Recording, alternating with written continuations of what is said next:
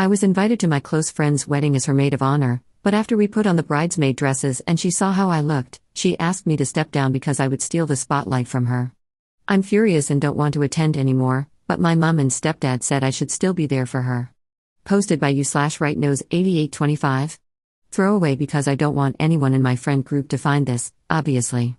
Sophie and I, both 27, have been close friends since we were 4. We're not the speak every single day Laurel/Susanna type friends, but I genuinely considered her a sister and her parents like an aunt and uncle. Our families are close. My whole family is invited to her wedding, as is my boyfriend's family. My boyfriend is Sophie's brother's best friend. That's how close we all are. So I wasn't really surprised when she asked me to be her maid of honor, and I think I've been a good one. Well, 2 weeks ago Sophie, the other bridesmaids, and I went to try on bridesmaid dresses. I thought we all had a good time, and that it was a successful trip, as we found dresses. Apparently not really, because a couple of days later Sophie asked to meet me. She asked that I step down from being maid of honor. She said seeing me in the bridesmaid dress made her realize she just didn't want me stealing focus from her, and that she wouldn't feel good standing up there knowing everyone was probably comparing us. I was so hurt. I admit I cried right there in the coffee shop. Partly because I never wanted her to think that anyone would be thinking anything other than that she was the most beautiful bride on her wedding day, and partly because I was just so excited to be up there with her, and she was kicking me out over something that I couldn't even control and wasn't really true. So I said fine, it's her wedding. If she didn't want me up there, I wouldn't be, but I wasn't going to come to the wedding as a guest when clearly my presence was going to be a burden to her. Sophie said that wasn't what she meant, and I asked her to explain. She said she desperately wanted me there, so she was going to put aside her feelings, but she just wanted pictures at the altar to be with her looking the best and to have that moment with everyone looking at her up there. She also wanted me to tell everyone I dropped out because I was too busy. I said none of this felt fair, and I wasn't going to lie for her. I was a good friend and did nothing wrong, and she was being a brat, but that was her prerogative, and I didn't have to play along.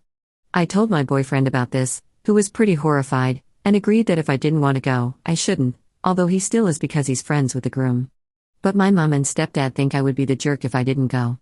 My mom said it's also been obvious that Sophie was insecure. I never noticed this, and that she can understand where she's coming from. She said I've had the spotlight our whole lives. Again, I don't think this is true. Sophie is far more outgoing and well-liked than I have ever been, and even though it's pretty sad, maybe she does deserve to be the princess on her wedding day, and I shouldn't hate her for it. She says I'll regret missing the wedding over this. My stepdad says I should go because she's my oldest friend, and even if she is being unfair, sometimes you have to let people be irrational. I really don't know now. Sophie and I have so many mutual friends, there's not a lot of people I can ask about this without it getting back to her, so here I am. I feel like maybe I'm being a jerk having this blow up, but I don't see why I should even stay friends with someone who would exclude me from her wedding party over something superficial. And clearly she's been sitting on these feelings forever. Not to mention I already paid for her whole bachelorette party and the bridesmaid dress, and contributed to the cost of her wedding jewelry. And now I just feel used. So am I being a petty jerk by refusing to go? Top/relevant comments. Downvoted commenter. Your friend told you she didn't feel pretty enough to have you stand next to her on her special wedding day. I was all for saying you weren't the jerk until you mentioned your mother. It's telling that your mom has been able to see how insecure Sophie is, and you haven't, when she's meant to be your friend. The fact your mom has pointed out that Sophie has always been insecure and you, her best friend, haven't noticed that speaks a lot about your friendship. The fact your response is that maybe your friend deserves to feel like a princess on her wedding day kind of seals it for me. You're the jerk. Op's response.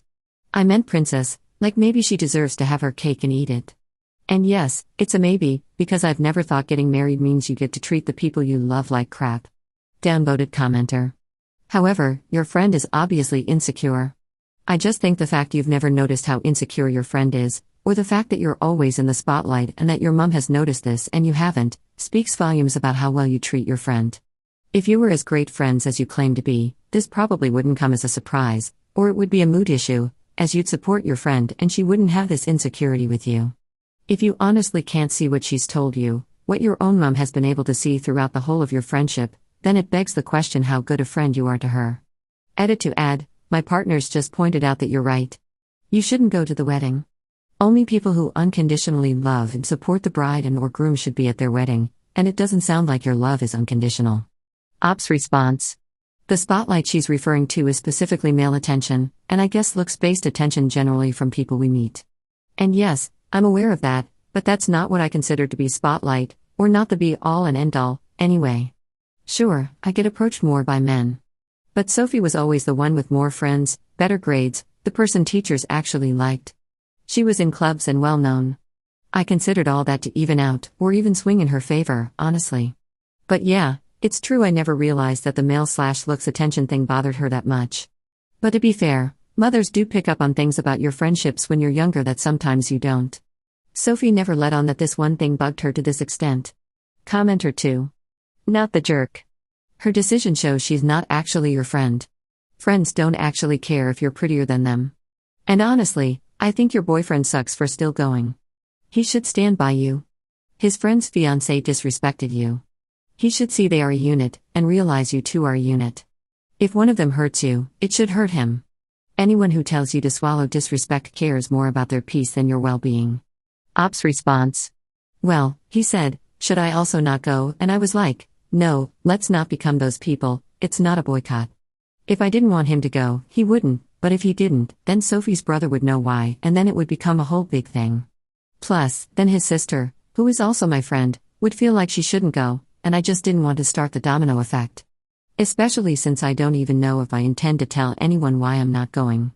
Update 3 weeks later.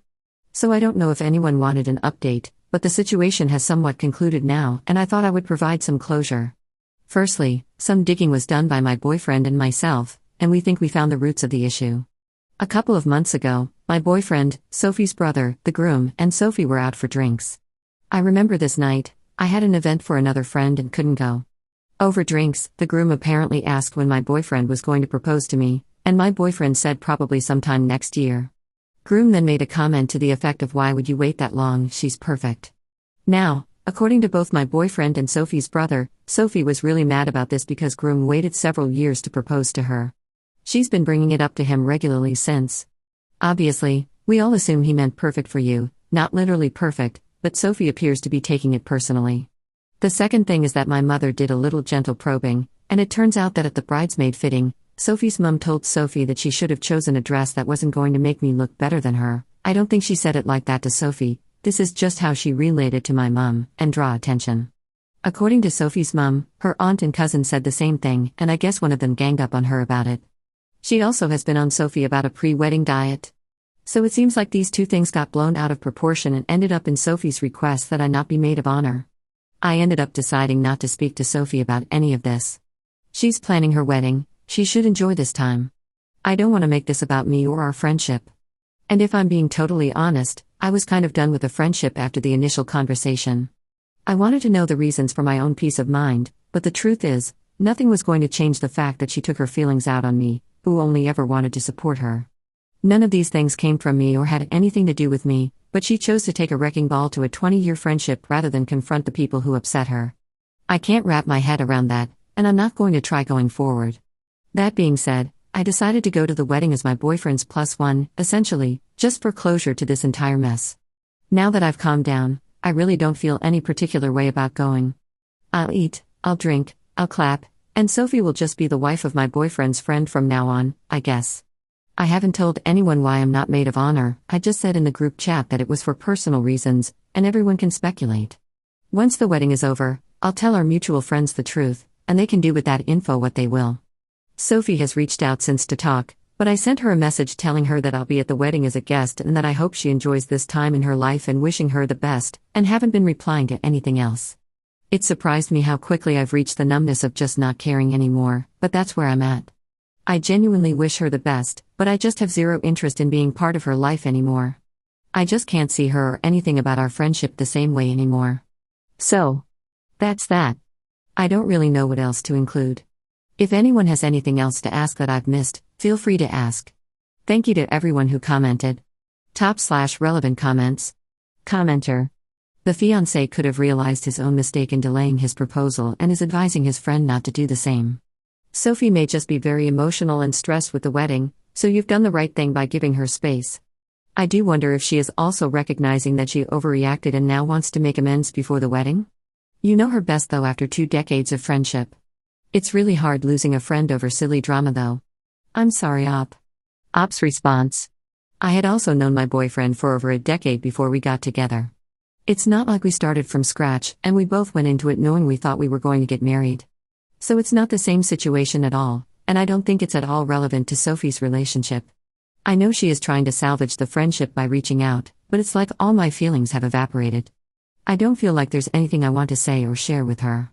She's the kind of person who would take her issues out on someone over something purely superficial. I don't want to engage with that at all. Downvoted commenter 2. I don't know, man. I think everyone sucks here, but you a little more.